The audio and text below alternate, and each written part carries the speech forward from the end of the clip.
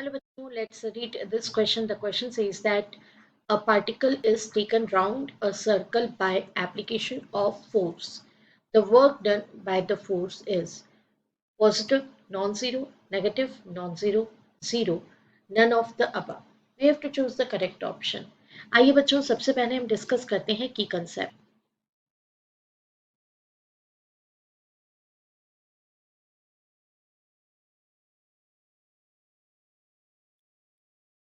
Student यहाँ पर आपको पर्टिकुलरली वर्क डन ही कैलकुलेट करना है, work done by the force. So हमें पता होना चाहिए कि वर्क डन कैसे कैलकुलेट किया जाता है. तो work done that is calculated as dot product of force and displacement. Displacement को अगर हम एस से डिनोट करें तो F dot S. Here F that is force and S that is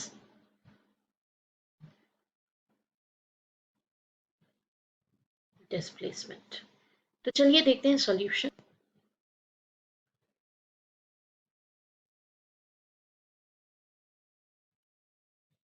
देखिए स्टूडेंट, हमने ये यहाँ पर एक सर्कुलर पाथ जो है वो शो कर दिया है पहले ही, और ये रेडियस है सर्कुलर पाथ की.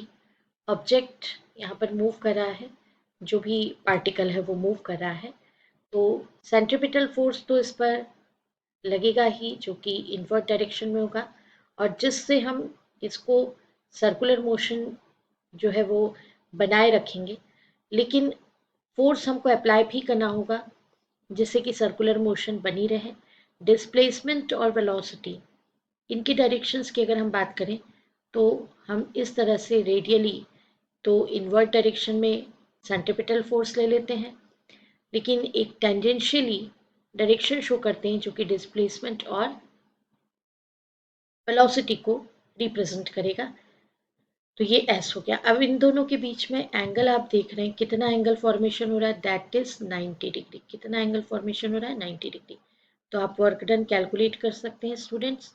W is equals to F dot S displacement, that is F into S into cos theta. Theta 90 degree है तो F into S into cos 90 degree.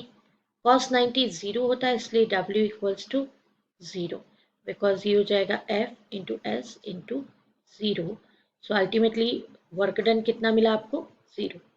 So option C is right option. I hope you understood it well. Best of luck. Thank you.